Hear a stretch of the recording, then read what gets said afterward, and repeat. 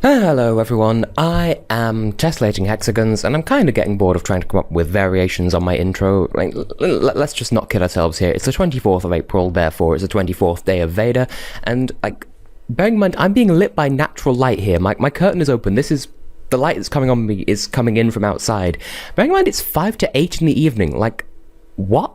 This time a couple of months ago, it was like the middle of the night kind of darkness. Like, what?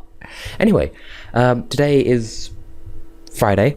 I find it difficult to remember because I have no university stuff on Fridays, so I have extra long weekends.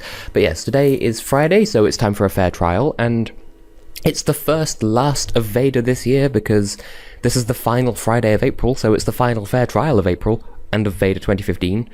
I may bring it back next year, although I have had immense trouble coming up with games to do this year. Like, there aren't as many bad games as I thought, at least I have experience and can speak in defense of, at the very least. But I did look at a couple of things. I considered a few. I looked at the list of, like, on Wikipedia, the list of games considered to be the worst, and none of them really stood out to me. Either I've done them before, or that I don't have enough experience to mention them, or something like that. But what I ended up going with was a slightly off-piste choice, and that is Spyro Season of Ice for the Game Boy Advance.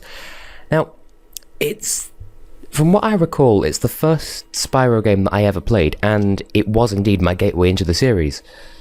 But it was a bit of a bad game. Like, not awful, terrible, oh my god, kill me, I would never want to play this game sort of game. Like, it is enjoyable, it's a fun experience to play. But as I mentioned when I did a playthrough of the third Spyro game in the Game Boy Advance trilogy, I suppose they are, when I was playing Spyro Adventure, I mentioned that I had no intention of Let's Playing Season of Ice because it's so bloody difficult. Like it's not genuine difficulty to a degree, it's more a case of it's designed to expect more of you than perhaps the average player is capable of, and not in a genuine difficulty kind of way, but in a this wasn't really designed with a player in mind kind of situation. So, and the game itself, I suppose this was the Spyro team sort of putting out feelers for how a handheld Spyro title would work, and it's certainly the right console for it. Well, at the time, I still think the PlayStation titles, it fits better on a home console, but a handheld iteration of the game wouldn't not work, and that's what they proved. Season of Flame, the second one, I think that's probably Spyro's highest point on the Game Boy Advance. Although, like Spyro Adventure, I enjoyed it very much. It's not the same as the other ones in the series, so I find it difficult to compare. But, so Season of Ice, you could argue they were just trying things out, that this was their test run. And to an extent they succeeded, because it did have, certainly, from what I recall, a memorable soundtrack of decent music and whatnot. And at the moment, I'm thinking of the background music from the level Dusty Trail, which I think is in the last of the 4 main homeworlds, but there are other memorable ones, like Ice Age Speedway / Star Park, I think it was called, and the Spring Ferry Home. Like they had memorable, designs and music, and on paper, it was a really good game. But like I said, the main issue in execution is it's really difficult to do. Apparently in the Japanese version, you could press some button and it would show you a map of the area, the level, whatever. And they later implemented that in all versions of Season of Flame and Spyro Adventure. But I think it would have been useful to have in Season of Ice, but that's not what the main problem was.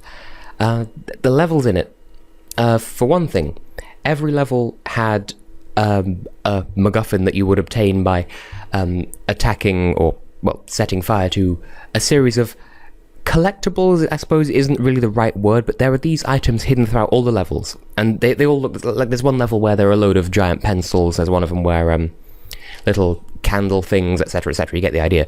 And once you set fire to each one, then you get MacGuffin as a reward. But if you die, then you have to get them all in one life, is what I'm saying. Like, you have to get every single one in one continuous run, otherwise it doesn't count, you have to start again. Similarly, the mini collectibles and levels, the gems, they're about 200 or 300 per level, depending on the level, and sometimes some of those will be inside a locked box. You have to go and find a key elsewhere in the level and then bring it back to the box to open it. Same rules apply from what I recall. You have to do that in one run without dying, which would be fair enough, except the hitboxes of the kill zones are really unforgiving, and like, for a start, a lot of it doesn't make sense. Like, in some instances, you'll have levels that just consist of isometric square platforms floating in space for some reason, and then there are others where they're slightly more plausible islands in a body of water. And either way, it's been established Spyro doesn't take fall damage, and he can at least, depending on the game, at least sit in water, or in the very first one, bounce off it and take a point of damage. But in this, no, we just straight up die, which would be fine if the other requirements of the levels weren't quite so unforgiving. And that's kind of my main beef with it, if you will. Also, each one of the 4 homeworlds has a special speedway level, which is different from the iterations of speedways as seen in the PlayStation titles of the series, where like those involve sort of flying freely in a 3D course. Some do vary, but my mental ideal of a Spyro speedway is there's 8 of one thing, then 8 of a second thing, 8 of a third thing, 8 of a fourth thing, and you either have to fly through them or set fire to them or otherwise destroy them. And I think one of the ones in Gateway to Glimmer or Ripto's Rage, depending on your region for the PlayStation, I think one of those had 3 groups of 8 and then 2 groups of 4 to make up for the other 8. But anyway, that's how they usually work. And it can consist of like rings, arches, treasure chests, whatever. But in Season of Ice, and I can see why they did away with the speedway levels in subsequent, well, I don't know, that's kind of not completely true. I don't think they had speedway levels in Season of Flame, and they definitely didn't in Spyro Adventure, as you'll see from my Let's Play, although they did have those isometric flying segments with the weird Danish laughing enemies, but it's not quite the same. Anyway, in Season of Ice, like, it's kind of it's hard to describe. Like, Spyro is from the perspective of the screen, flying away from the screen, and so everything's coming towards you. And it's against a really, really rigid timer. So it involves getting through some random obstacles and then fighting a boss. But instead of taking damage when you get hit, you lose a chunk of time. And it's one of those really unforgiving things where you have to do it spot on perfect or you're not going to be able to finish it at all. And that's kind of really bad design, which they incorporated into Enter the Dragonfly for the GameCube and the PlayStation 2, where in order to win the race levels and the speedways, you'd have to do a 100% perfect run. Like, that's okay for one single gimmick level, as Super Mario Galaxy proved, or Super Mario Galaxy 2, rather. But if that's going to be a whole game-wide thing, then that's kind of not a good policy. I could criticize the Sparks levels, which are top-down, four-directional shooter levels. Like I think they're difficult, but they're slightly more fair. But they are a little bit overkill with the enemies. But I think realistically, having gone on this tangent about the game, I will come back to the original point I made, where it does feel like it was them testing the waters for a handheld Spyro game, and that's entirely fair enough. If you put it in that perspective, it's an acceptable game.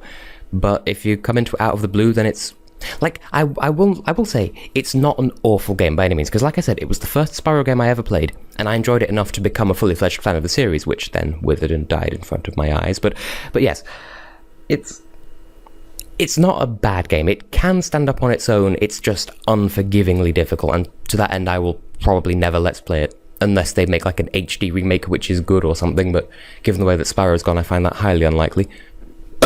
That's what I have to say about it. So, yeah. I've taken about 9 minutes to make a single point that it's kind of bad because the levels are unforgiving, but it's fair because they didn't know what they were doing. That's kind of the gist of what I'm getting at here. So, yeah, that's kind of all I have to say. That's my fair trial of Season of Ice. It's not, like I said, it's not a terrible game. It's just it could have been done better. And I feel like there could probably be existing fans of the game out there right now who could build it from scratch in, like, I mean, a whole load of game engines just made themselves free for developers to download recently. So someone made an HD Super Mario Galaxy or more quality remake of Bob-omb Battlefield from Super Mario 64. Super Mario 64, if I can enunciate. So it wouldn't be unreasonable for someone to take, Unreal or Unity or something, and then just rebuild the game from scratch on that. I mean, it's not out of the question. People have done more ludicrous things than that in the past, and I actually wouldn't mind playing something like that, possibly even let's playing it if, but let's not get ahead of ourselves. So, yeah, it's a game that's worth playing if they were to fix what's wrong with it, kind of like Sonic Shuffle, although I think Season of Ice holds up on its own enough for it to not be desperately screaming for a remake, unlike Sonic Shuffle, but a remake wouldn't go amiss, but unlike Sonic Shuffle, it's not that likely to happen. So, yeah, it's a good game to check out if you're into sadomasochistic challenges, and if you're not going for 100%, then it's probably good. You're probably going to have an easier time, in fairness. So on that note, I have been and will continue to be Tessellating Hexagons, and I will see you in whichever of my videos you happen to watch next. So I will see you then. Goodbye.